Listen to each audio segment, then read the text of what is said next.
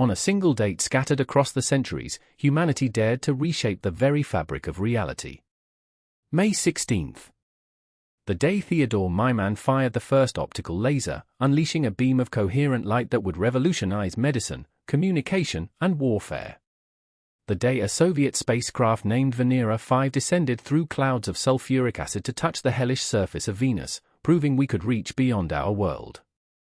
And decades earlier, the day Nikola Tesla stood before a captivated audience and demonstrated alternating current, the invisible force that would soon electrify civilization itself. 3 moments.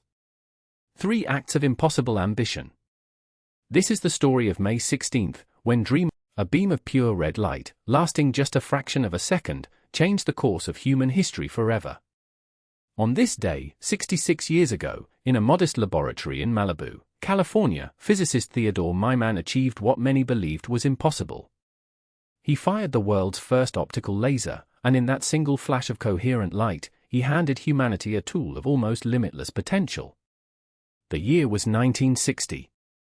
The space race was accelerating. The Cold War cast its shadow across the globe. And scientists around the world were locked in a fierce competition to solve one of physics' greatest challenges: how to amplify light itself. Before the laser, light was chaos. Beautiful, essential, but fundamentally disordered. Every lamp, every flame, every star scattered photons in countless directions, at countless wavelengths. But Maiman envisioned something different. He imagined light that marched in perfect unison, waves aligned like soldiers on parade, all moving together with extraordinary precision and power. His device was elegantly simple. A synthetic ruby crystal, no larger than a fingertip, wrapped in a coiled flash lamp. When Maiman triggered that lamp, energy flooded into the ruby, exciting its atoms until they released their own photons in a cascading chain reaction.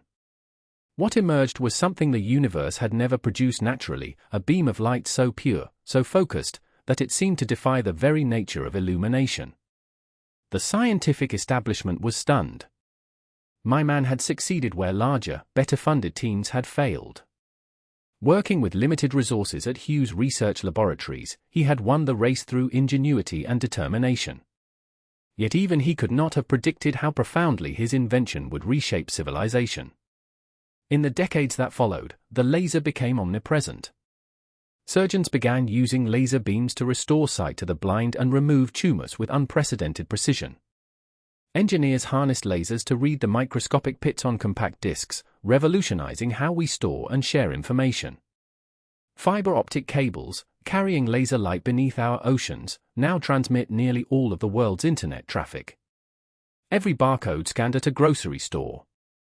Every streaming movie delivered to your home. Every precise measurement in advanced manufacturing. All trace their lineage back to that laboratory in Malibu, to that flash of ruby light in 1960. Theodore Maiman took something as ancient as light itself and taught it new tricks. Today, his invention performs surgery on human eyes, guides missiles through the sky, and carries your voice across continents at the speed of light. The laser proves that sometimes, the most transformative technologies begin not with a bang, but with a in the crushing darkness of an alien atmosphere, where temperatures could melt lead and pressures would flatten a submarine, a small Soviet capsule descended through sulfuric acid clouds, transmitting precious data back to Earth. It was May 16, 1969, and humanity was about to touch Venus for the very first time. The Venera 5 mission represented one of the most audacious endeavors in the history of space exploration. While the world's attention was fixated on the American race to the moon, Soviet engineers were pursuing an equally ambitious goal: to pierce the veil of our mysterious planetary neighbor. Before Venera, Venus was Earth's enigmatic twin. Shrouded in impenetrable clouds, it tantalized astronomers who could only speculate about what lay beneath. Some imagined swampy jungles. Others pictured vast oceans. The truth, as Venera 5 would help reveal, was far more hostile than anyone had dared imagine.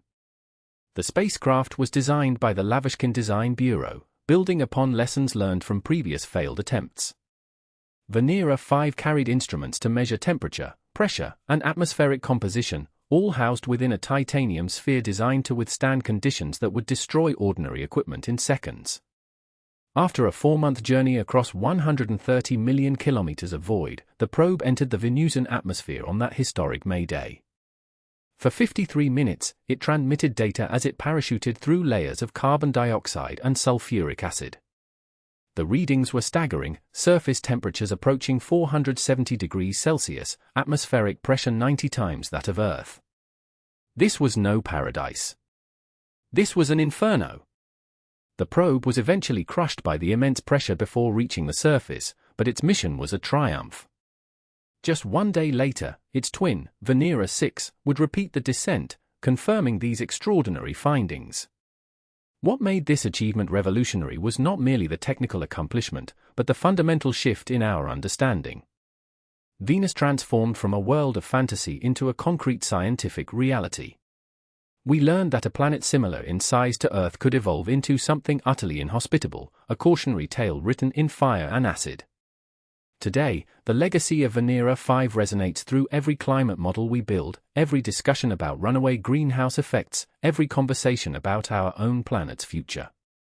When scientists warn about the dangers of unchecked carbon dioxide emissions, they point to Venus as the ultimate example of atmospheric catastrophe.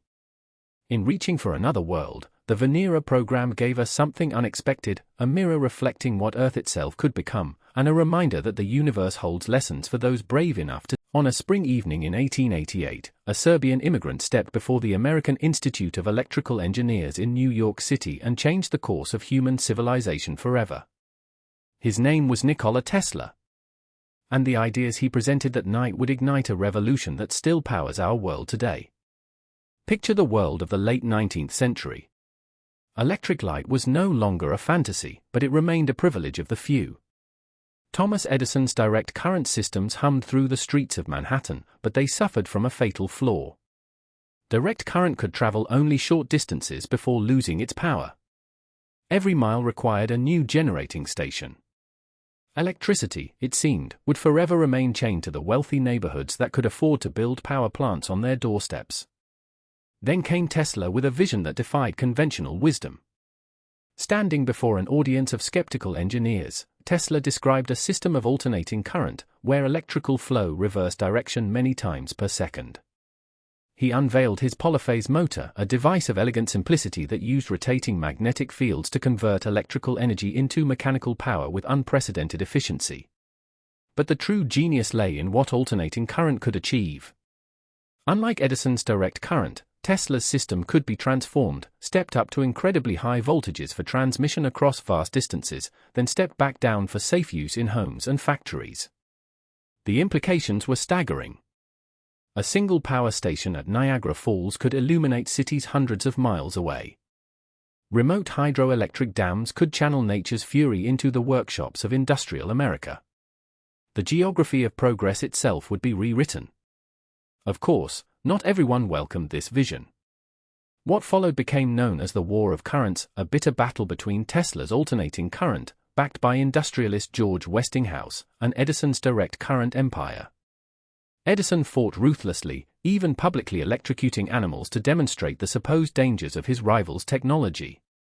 But superior science cannot be suppressed forever. By the mid-1890s, alternating current had triumphed.